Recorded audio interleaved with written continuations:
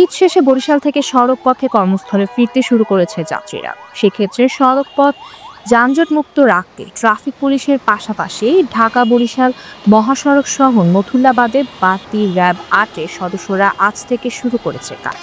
কর্মমুখী মানুষ তারা তাদের কর্মক্ষেত্রে ফিরে যাবে, তাদের এই ফিরে যাওয়াটা যেন নির্বিঘ্ন হয় এই বিষয়ে আমরা এই তৃতীয় পর্বে কাজ করছি। তো আমরা আমাদের প্রথম পর্বে আমাদের দায়িত্বপূর্ণ এলাকা যেখান থেকে শুরু, আমাদের ভাঙ্গার পরে যে টেকের হাট, এই টেকের হাট থেকে আপ টু বরিশাল এবং এই বরিশাল থেকে নিয়ে আমাদের পিরোজপুর এবং পটুয়াখালী এই এক্সিসগুলোতে যেন কোনো ধরনের হাইওয়ে ভিত্তিক ডাকাতি সম্পন্ন হতে না পারে। এই বিশ্বজা থেকে শুরু করে প্রতি রাতে সারা রাত আমাদের টহল বাইরে ছিল এবং আলহামদুলিল্লাহ যে কোনো ধরনের এই ধরনের হাইওয়ে ভিত্তিক ডাকাতি সম্পন্ন হয়নি। এছাড়াও ঈদকে কেন্দ্র করে আমরা ঈদের বড় বড় যে জামাতগুলো আছে এই জামাতগুলোতে আমাদের উপস্থিতির মাধ্যমে এবং আমাদের গোয়েন্দা তৎপরতার মাধ্যমে আমরা নিরাপত্তা ব্যবস্থাকে নিশ্চিত করেছি এবং এটা আমাদের ফাইনাল পর্ব যে এই পর্বে আমাদের এই কর্মমুখী মানুষ তারা যেন নিরাপদে তাদের কর্মক্ষেত্রে ফিরে যেতে পারে। তো এই জন্য আপনারা জানেন যে বরিশালের অন্যতম বড় একটি বাস স্ট্যান্ড এটি নথুল্লাবাদ। এখানে আমরা আমাদের র্যাব সাপোর্ট সেন্টার এবং আমাদের কন্ট্রোল পয়েন্ট আমরা স্থাপন করেছি।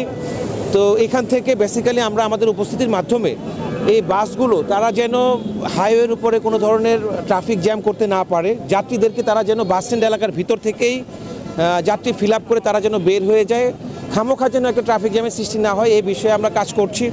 এবং এই বাস স্ট্যান্ড এলাকায় যেন কোনো ধরনের অজ্ঞান পার্টি, মলম পার্টি তারা যেন কোনো ধরনের তৎপরতা চালাতে না পারে এই বিষয়ে আমরা তৎপর রয়েছি। এখানকার যাত্রী সমূহ বা যেসব চালক যারা আছে তারা যেন নির্বিঘ্নে এই যাত্রীদেরকে নিয়ে যায়, এই জন্য আমরা তাদেরকে 30 সেকেন্ড হলেও 1 মিনিট হলেও আমরা তাদেরকে প্রেরণা দিয়ে দিচ্ছি।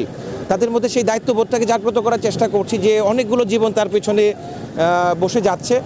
তো সেই পরিমাণ রেসপন্সিবিলিটি নিয়ে যেন তারা যায় এই বিষয়টাকেও আমরা তাদেরকে 1 মিনিটের মধ্যে তাদেরকে ব্রিফিং দিয়ে দিচ্ছি।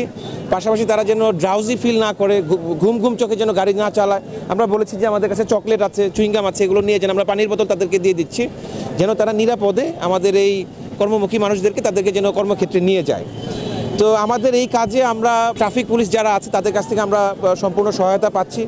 আমরা ধন্যবাদ জানাচ্ছি জেলা পুলিশকে, এখানকার রেঞ্জ পুলিশকে এবং মেট্রোপলিটনে যারা আছে তাদেরকে, পাশাপাশি এই এলাকায় সেনাবাহিনীর যে ইউনিটগুলো নিয়োজিত আছে তাদেরকেও আমরা ধন্যবাদ জানাচ্ছি। আমি মনে করি যে আমাদের সকলের সমন্বিত প্রচেষ্টার মাধ্যমে আমরা আমাদের এই যে ঈদ ফেরত মানুষদের নিরাপদে চলে যাওয়া এই অংশটুকু আমরা সঠিকভাবে সম্পন্ন করতে পারবো। অতিরিক্ত ভাড়ার বিষয়ে আমরা আমাদের এখানে ভোক্তা অধিকার যারা আছে তাদের সাথে আমাদের কন্টিনিউ যোগাযোগ আছে। আমরা প্রতিদিনই যাত্রী যারা আছে তাদেরকে জিজ্ঞাসা করছি। অলরেডি একজনের কাছ থেকে ছোট একটা কমপ্লেন আসছে, আমাদের এই ব্রিফিংয়ে পরে আমরা সেখানে যাবো ইনশাল্লাহ। তো সোফার যোগাযোগ আমরা আছে, জেলা প্রশাসনের সাথে আমাদের যোগাযোগ আছে। নর্মালি বুঝতে পারছেন আজকে যেহেতু ছুটির শেষ দিন, আজকে চাপটা খুব বেশি যাবে। অলরেডি আপনারা দেখতে পাচ্ছেন আমরা এখানে গতকাল পর্যন্ত যে পরিমাণে ফোর্স ছিল, তো আমরা অনুধাবন করতে পেরেছি যে না আরও বেশি আমাদের সদস্য এখানে মোতায়েন করা দরকার। এই জন্য আমরা আরও বেশি সদস্য মোতায়েন করেছি। যেটা নর্মালি হয় যে বাস স্ট্যান্ডের দূর প্রান্তে গিয়ে বাসগুলো দাঁড়িয়ে যায়, তো ওখান থেকে যেন এই জ্যামটা সৃষ্টি না হয় সেই জন্য আমরা কাজ করে যাচ্ছি। এদিকে বরিশাল ঢাকা সড়কে যানজট কিছুটা কম বলে যে অনেকটা ঝামেলামুক্ত হয়ে গন্তব্যে পৌঁছতে পারলেও যাত্রীরা টিকিটের মূল্য বেশি নেওয়া হচ্ছে বলে অভিযোগ তোলেন। আর বরিশাল র্যাব ৮-এর অধিনায়ক লেফটেন্যান্ট কর্নেল নিস্তার আহমেদ বলেছেন, মহাসড়ক যাতে করে যানজট মুক্ত থাকে এজন্য 3 হুইলার চলাচল নিয়মের আওতায় এনেছেন। যাত্রীদের কর্মস্থলে ফিরতে সড়ক পথে ভোগান্তি কমাতে তারা র্যাবের বাড়তি সদস্য মোতায়েন করেছেন। নিউজ ডেস্ক, কেরনা রয় রিপোর্ট, 71।